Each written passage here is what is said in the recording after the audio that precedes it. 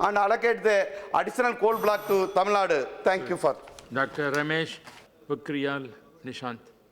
अन्य उपाध्यक्ष जी, उत्तराखंड की जो 2013 में भीषण त्रासदी आई थी, अभी तक किसान उससे संभल भी नहीं पाया था कि जो गत समय में भारी अतिवृष्टि और ओलावृष्टि से जो बर्बादी हुई है, हरिद्वार जनपद का किसान विशेष करके बिल्कुल चौराहे पर आकर के बर्बाद हो गया।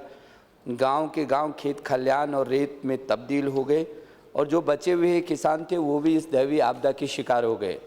श्रीमान सरकार ने, उत्तराखंड की कांग्रेस की सरकार ने अभी तक उसका व्यापक सर्वे नहीं करवाया है।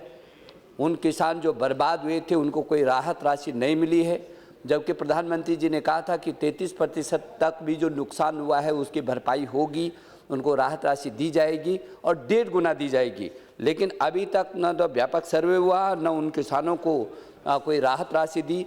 इसी का परिणाम है श्रीमान की इस संवेदनहीन जो उत्तराखंड की सरकार है उससे परेशान होकर के हरिद्वार के किसानों ने अपनी लहलहाती जो उपज थी और वो बर्बाद होने पर उस पर आग के हवाले कर दी। बहुत गांव के लोगों ने उस फसल को आग में जला दिया और इतना ही नहीं तो कलियर क्षेत्र में मेवड़ गांव के एक किसान ने श्रीमान अभी 2 दिन पहले अपने ही उसी खेत में पेड़ से लटक करके और आत्महत्या कर दी।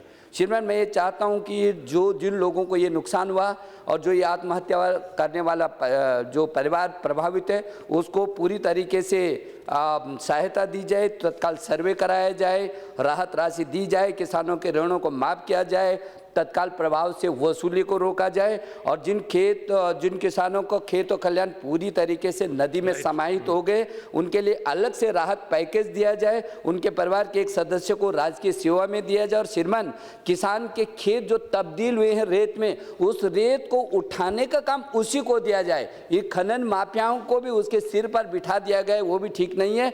और जो गन्ना किसानों का 2-2 वर्ष से अभी तक भुगतान नहीं हुआ, वो अपनी बेटी की शादी नहीं कर पा रहा है, बच्चों को पढ़ा नहीं पा रहा है, जो गन्ने का भुगतान बचा हुआ है उसको ब्याज की राशि सहित एक तत्काल समय में उत्तराखंड सरकार उन किसानों को उपलब्ध कराए। मैं आपका आभार प्रकट करता हूं। डॉक्टर जयवर्धन।